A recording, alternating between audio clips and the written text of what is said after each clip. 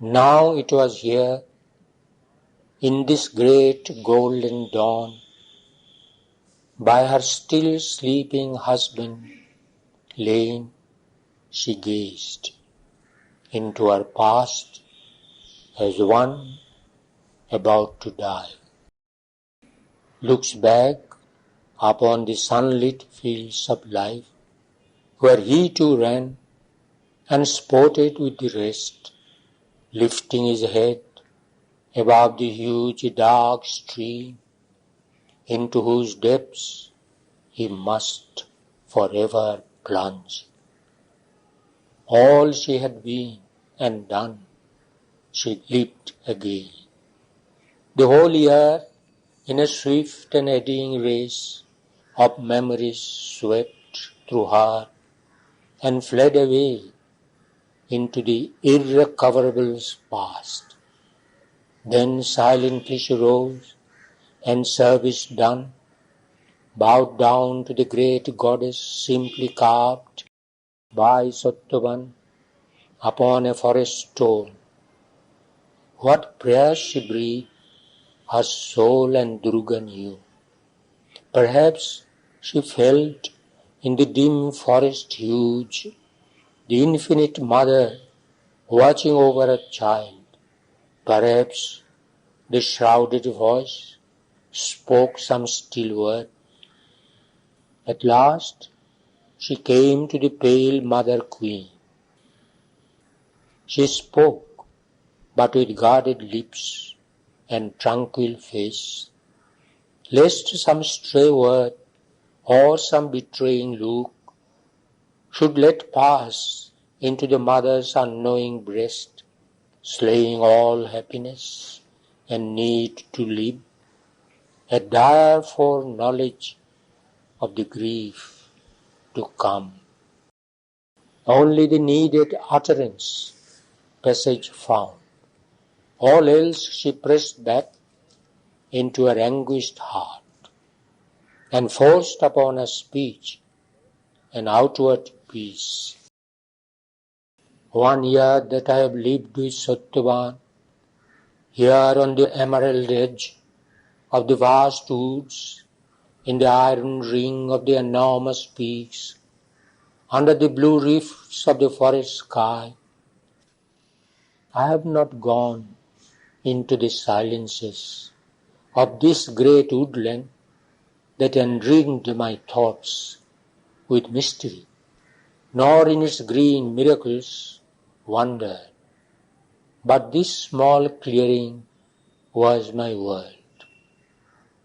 Now has a strong desire seized all my heart to go with Satyavan, holding his hand, into the life that he has loved, and touch herbs he has trod, and know the forest flowers, and hear at ease the birds and the scurrying life that starts and ceases, reach far rustle of boughs, and all the mystic whispering of the woods. Release me now, and let my heart have rest. She answered, Do as thy wise mind desires.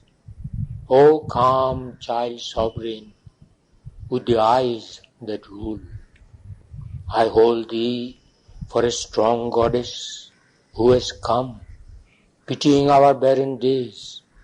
So dost thou serve, even as a slave might.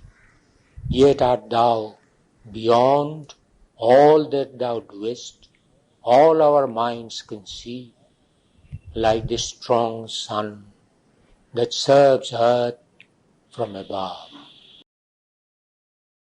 Then the doomed husband and the woman who knew went with linked hands into the solemn world, where beauty and grandeur and unspoken dream, where nature's mystic silence could be felt, communing with the secrecy of God.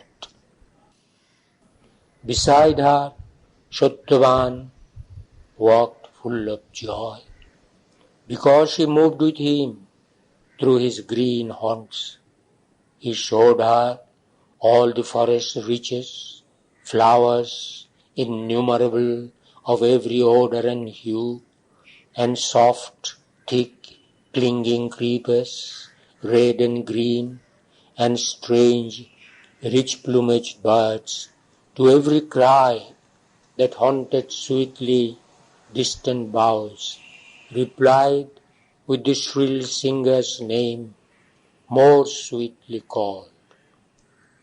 He spoke of all the things he loved. They were his boyhood's comrades and his playfellows, coevals and companions of his life, here in this world whose every mood he knew. Their thoughts, which to the common mind are blank, he shared. To every wild emotion felt an answer. Deeply she listened, but to hear the voice that soon would cease from tender words and treasure its sweet cadences, beloved, for lonely memory where none by her walked, and the beloved voice could speak no more. But little dwelt her mind upon their sense of death, not life, she thought, or life's lone end. Love in her bosom, hurt with jagged edges of anguish, mourned at every step with pain, crying, now perhaps his voice will cease forever. Even by some vague touch of breast, sometimes her eyes look round as if their orbs might see the dim and dreadful gods approach. But Satyavan had paused. He meant to finish his labor here, that happy, linked, uncaring, they too might wander free in the green deep, primeval mystery of the forest's heart. Wordless but near she watched, no turn to lose of the bright face and body which she loved. Her life was now in seconds, not in hours, and every moment she economized like a pale merchant leaned above his store, the miser of his poor remaining gold. But Satyavan wielded a joyous axe. He sang high snatches of a sage's chant that pealed of conquered death and demons slain, and sometimes paused to cry to her sweet speech of love and mockery tenderer than love. She like a pantheress leaped upon his words and carried them into her cavern heart. But as he worked, his doom upon him came. The violent and hungry hounds of pain travelled through his body, biting as they passed, silently, and all his suffering breath besieged, strove to rend life's strong hard cords and be free. Then helped, as if a beast had left its prey, a moment in a wave of rich relief, reborn to strength and happy ease, he stood, rejoicing, and resumed his confident toil, but with less seeing strokes. Now the great woodsman hewed at him, and his labours ceased. Lifting his arm, he flung away the poignant axe, far from him, like an instrument of pain. She came to him in silent anguish and clasped, and he cried to her, Savitri, a pang cleaves through my head and breast, as if the axe were piercing it and not the living branch. Such ignorance me as the tree must feel when it is sundered and must lose its life. A while let me lay my head upon thy lap and guard me with thy hands from evil fate.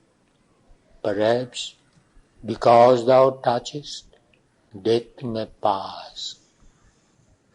Then Savitri sat under branches white, cool, green, against the sun, not the hard tree which his keen axe had cloven, that she shunned, but leaned beneath a fortunate kingly trunk.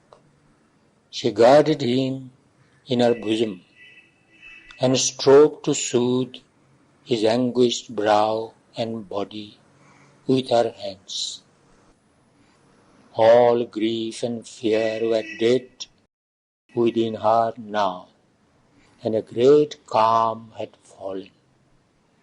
The wish to lessen his suffering, the impulse that opposes pain, were the one mortal feeling left. It passed. Griefless and strong, she waited like the gods. But now his sweet familiar hue was changed into a tarnished greyness, and his eyes, dimmed over, forsaken of the clear light she loved, only the dull and physical mind was left, vacant of the bright spirit's luminous gaze. But once before it faded wholly back, he cried out in a clinging last despair, Savitri, Savitri, oh Savitri, lean down, my soul, and kiss me while I die. And even as her pallid lips pressed his failed, losing last sweetness of response. His cheek pressed down her golden hour. She sought his mouth, still with her living mouth, as if she could persuade his soul back with her kiss. Then grew aware they were no more alone. Something had come there, conscious, vast, and dire. Near her she felt a silent shade immense, chilling the noon with darkness for its back. An awful hush had fallen upon the place. There was no cry of birds, no voice of beasts. A terror and an anguish filled the world, as if annihilation's mystery had taken a sensible form. A cosmic mind looked out on all from formidable eyes, condemning all with its unbearable gaze, and with immortal lips and a vast brow, it saw in its immense destroying thought all things and beings as a pitiful dream, rejecting with calm disdain nature's delight, the wordless meaning of its deep regard, voicing the unreality of things, and life that would be forever, but never was, and its brief and vain recurrence without cease, as if from a silence without form or name, the shadow of a remote uncaring God, doomed to his naught, the illusory universe, cancelling its show of idea and act in time and its imitations of eternity. She knew that visible death was standing there, and Satyavan had passed from her embrace.